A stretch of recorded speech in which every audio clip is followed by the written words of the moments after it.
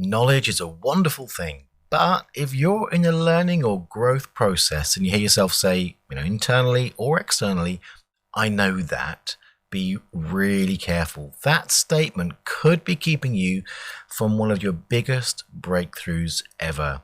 And we're going to be looking at the dangers of the arrogance of knowledge in this episode, and of course, its natural antidote, so that you can keep the doors wide open to making the shifts you long for.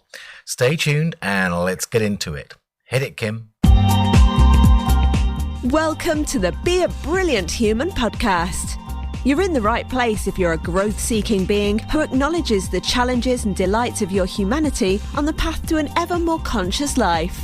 If you want to feel inspired to love and accept yourself, to feel free to be and express you in all your brilliance, if you want to truly value yourself and others and feel energized and alive both at home and in the world, then sit back and take a breath as you explore and grow the brilliance of your beautiful human self with your host, the father of non-personal awareness and creator of the MPA process, Joel Young.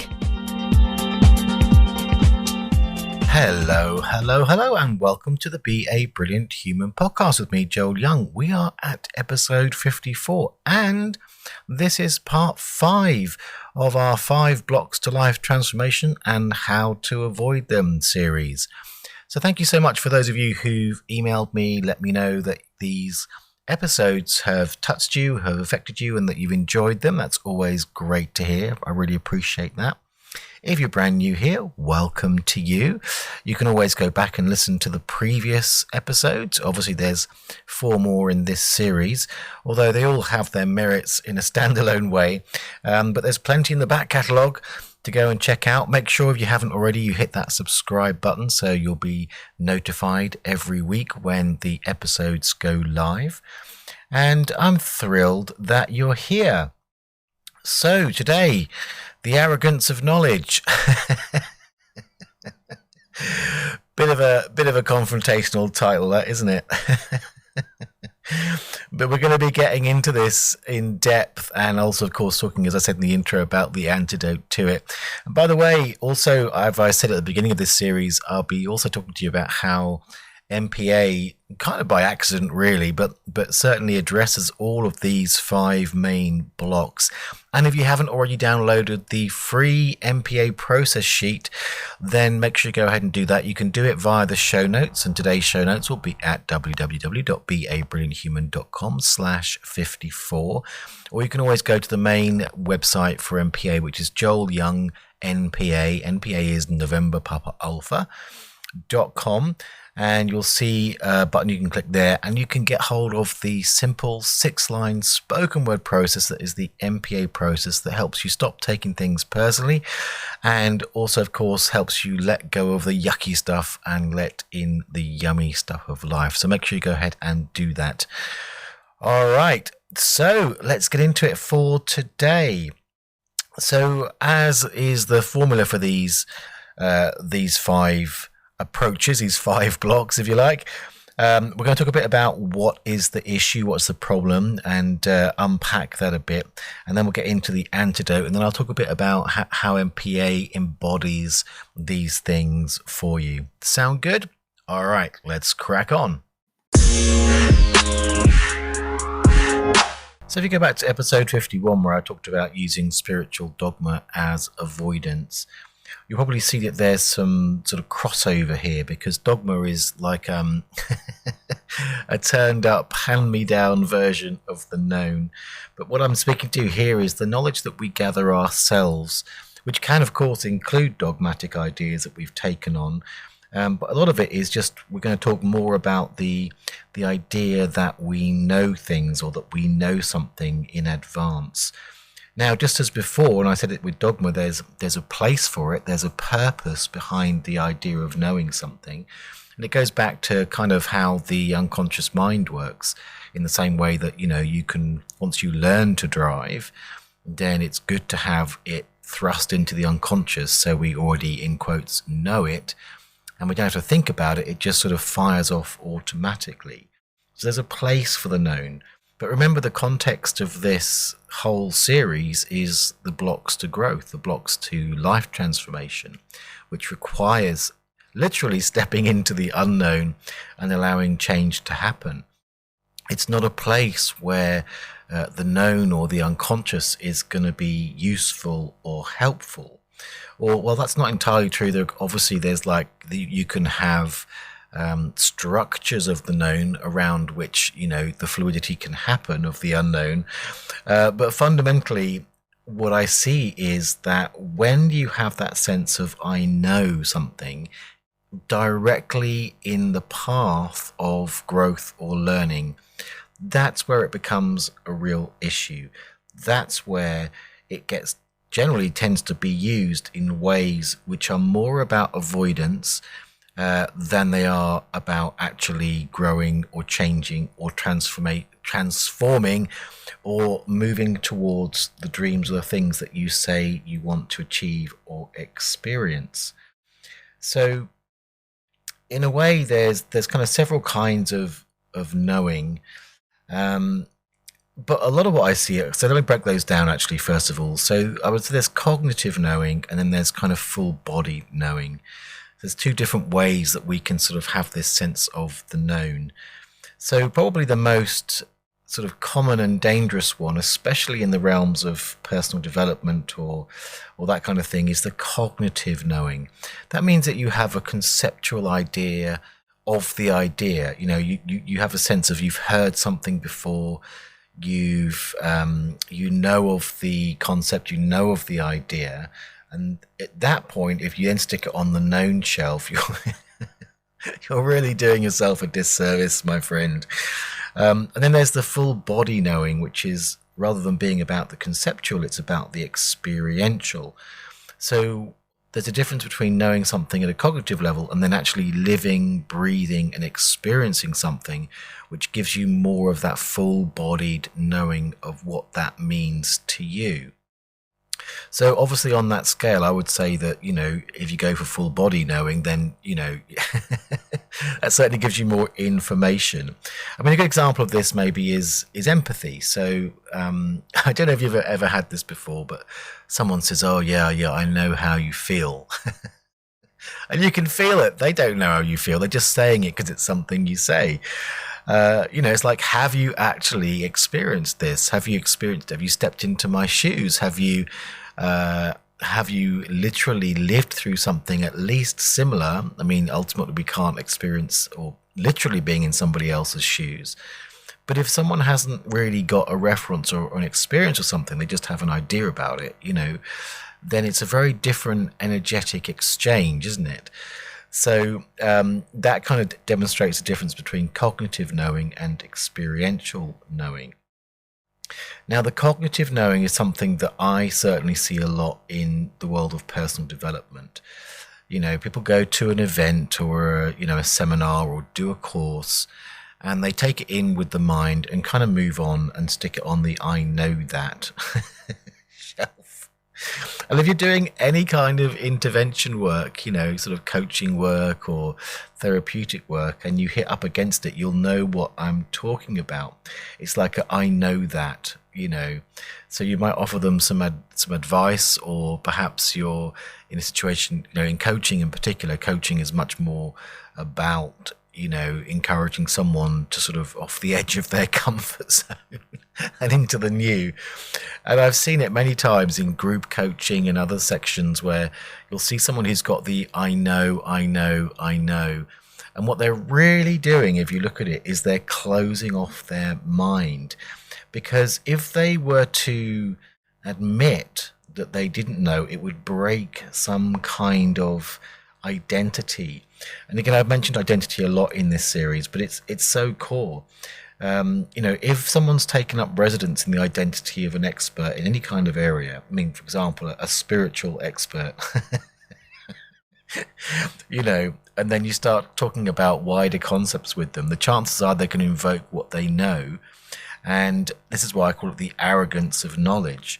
And to admit that they don't know in an area that they're identified with being an expert is very threatening, right? But that means there's nowhere to go. There's no room for change. And actually, that's a big part of why we use the known as a defense, because really it's about the fear of the change. Because change will happen if you start admitting that you don't know. And let me hit you with the ultimate truth, folks, okay? Nobody truly knows anything. We just make up stories. And within the category of stories, things become known, or at least, popular for a millennia. Or maybe 100 years, or maybe even 10 years these days. But it becomes the known thing, so... So, ultimately, that's the thing, right? If you really admit that you don't know a goddamn thing, then you're going to be in a much greater position, of where you're going to be able to grow. So, really, mostly using the known is a defense against the fears of change, and the known is a defense which keeps you in a small, tight circle. And I think the thing that I want you to take away from this little section is that even if you've got cognitive knowing is probably the most obvious area where you see it, especially in personal development, personal growth. But even that experiential knowing can be a block, because it's important to acknowledge that, you change, circumstances change, the context in which you're experiencing things change, life changes itself. And it's one of those areas where the need to acknowledge that even if you know something to your bones, if you want to grow in that area, then you're going to need to drop any idea that you know and come into a place where you are open to something new. So there's a name for this, and it's called humility. Now, the thing with humility, I love humility. Humility is that acknowledgement that you don't know. It is that acknowledgement that circumstances, contexts, and life changes. It is that willingness to be flexible and fluid and open, especially around your identities. Because taking up strong residence in an identity is a brittle thing. Humility is much more flexible. It's like it's willing to have plasticity, which is a natural nature of the brain. Plasticity if you don't know what that word means, plasticity is a term for neuroscientists who understand that the brain will literally dissolve old neural pathways, which is how our thoughts tie up together, and build new ones. It naturally changes. But the knowledge thing will concretize those neural pathways, will concretize your thinking. And humility will allow it to be much more fluid and open. So if you think about it, again, remember the context of these 5 blocks are in an area where you are literally looking for change, looking for transformation. It's an area where you want something to shift. And in those situations, you're going to need to be a student. And the whole thing about a student is they're a learner. They don't know. And I don't know if you've ever had this kind of experience where you go and you learn something in an area where you kind of already have a lot of knowledge. But when you go into that student mode, if you really are a good learner, then you're going to suspend that known for some time. That's an act of humility. And, the backside of humility, probably the thing that we fear in humility, is that humiliation. They're very linked words, but humiliation only really comes when there's this strong attachment to being somebody or being something. And when a light is shone on the absence of truth in that area, then we tend to feel the feeling of humiliation. Now, I'm not talking about the kind of bullying, humiliation, or those kind of things. I'm talking about the general sense of embarrassment because we said we knew something, turns out we didn't have a clue. But when you're humble, it's like you're preemptively stepping in an empowered way into that awareness.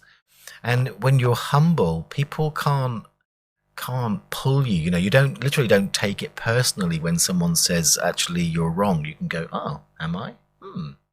Let me check that out. Let me even go in the unknown to make that question viable within myself. And the answer may be yes, I don't know, or it might be actually I do know something. But either way, you're in that kind of exploratory mode of the student. So if you want to really make those shifts, if you're coming up against blocks or lack of movement in the shifts that you long for, it may be that you've got things that you're claiming you know, and what's required is some humility from you in order to really see a change happen, because you need to go into that openness, that fluidity, and that acknowledgement that, you know, we haven't got a clue. Have I said that enough?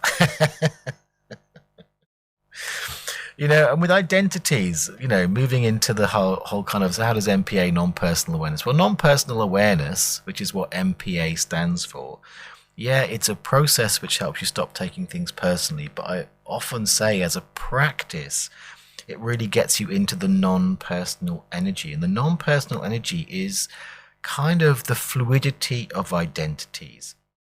So rather than sort of getting stuck in a specific identity, which, by the way, is classically one of the hardest things to shift in therapy. You know, I've been to certain trainings where they talk about the trickiness of dealing with an identity, but MPA, quite by accident, I only discovered it afterwards, is friggin' genius. It goes right to the core of the identity. In fact, that's why so many amazing belief changes, physiological changes, you know, perspective shifts can happen with 6 simple lines with MPAs, because it goes to the heart of identity. And I often say, you know, your beliefs, your emotions, and your behaviors are kind of slaves to the identities they're attached to. So you shift an identity and your beliefs, behaviors, and emotions shift all by themselves. So it's kind of a natural tool when you're working with anything that relates to identity. And let's face it, most of it does. So, you know, in all of the trainings with MPA, one of the things that is really key, it's a key bit, the reason it's in my trainings for MPA is because it's critical to doing really graceful, really powerful MPA. But also doing the MPA process on a grand scale, you know, really giving yourself to it, but learning about it, it really focuses on that flexibility and openness. It kind of breaks down formulas. And formulas ultimately are kind of a crystallized version of the known anyway. And yes, it works with identity. And also, the thing about MPA is it's naturally humbling. Why? Because the whole sort of premise of non-personal awareness is it's not about you, right? Fundamentally, things are not personal. There's not an identity to attach to. You can play lightly with them, but it's kind of humbling just to be in a state where you can, you know, you can just realize that it's not about you. Now, one thing that I always like to bring up when I talk about this is there's a big difference between a lot of the teachings that say you are nothing. That's not where we're going with MPA or non-personal awareness. That it's not about you is one side of the coin. It doesn't mean that your opinions, your views, your preferences don't matter. That's a very important part of it.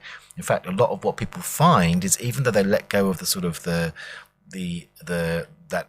arrogant, self-centered knowledge stuff with MPA, they find they come fully into a position where they can actually have their expression fully.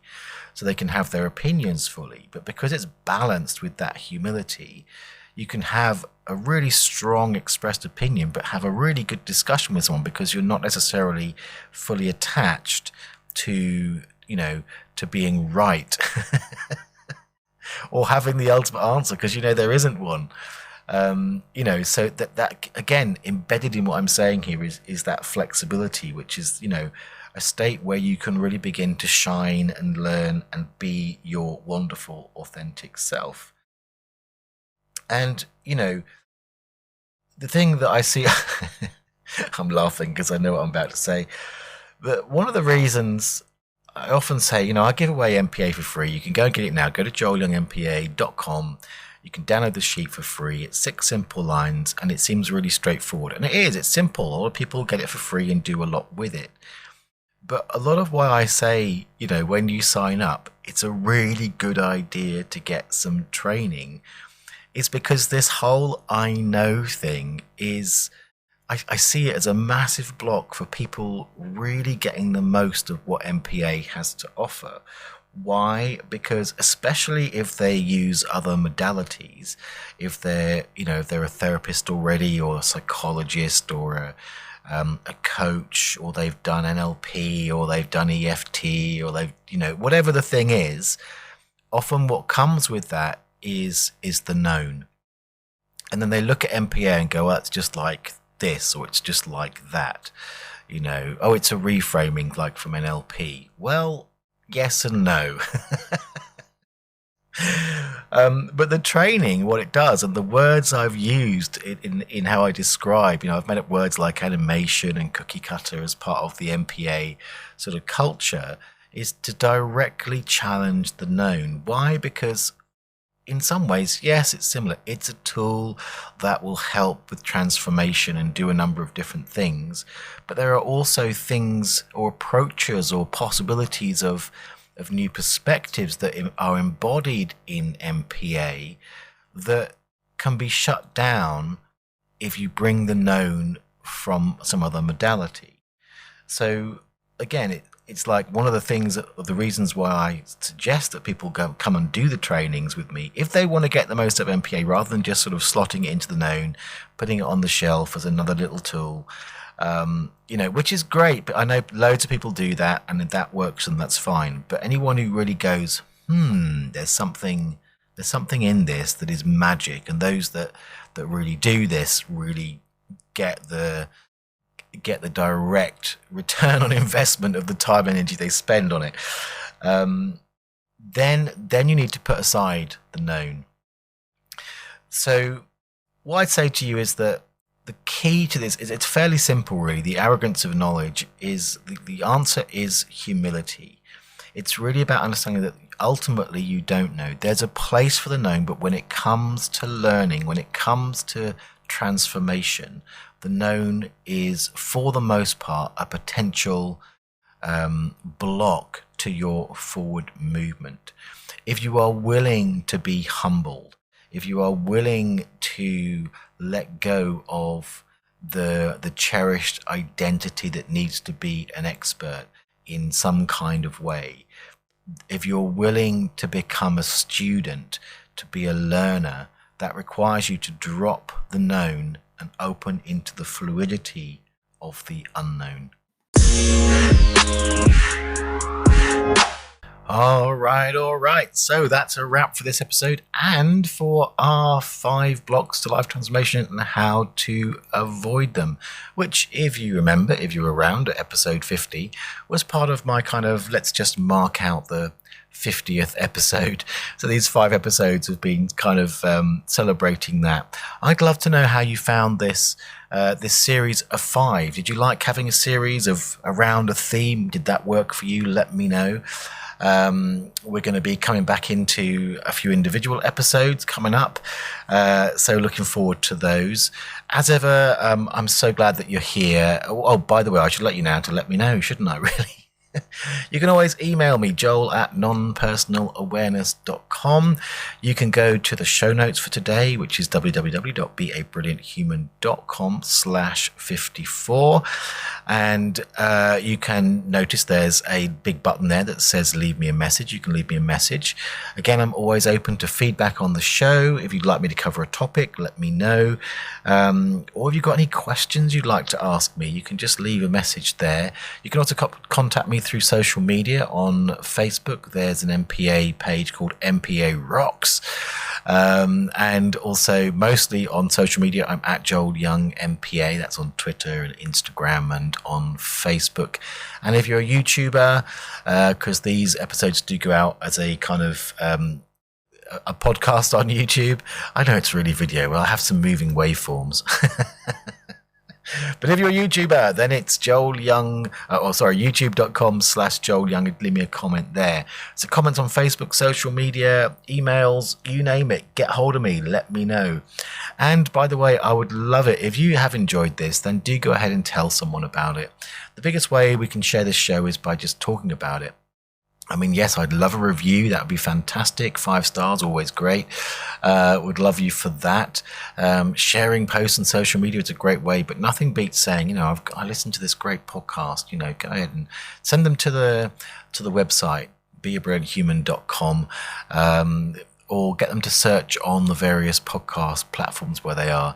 I'd love you for it. And if you do that, let me know about it. Say, I shared your podcast. I'd love to sort of get back to you and acknowledge you and thank you personally. All right, that's a wrap for today. Thanks so much for being here. I will see you next week. Big hugs until then. And all that remains, of course, is to cue the moo.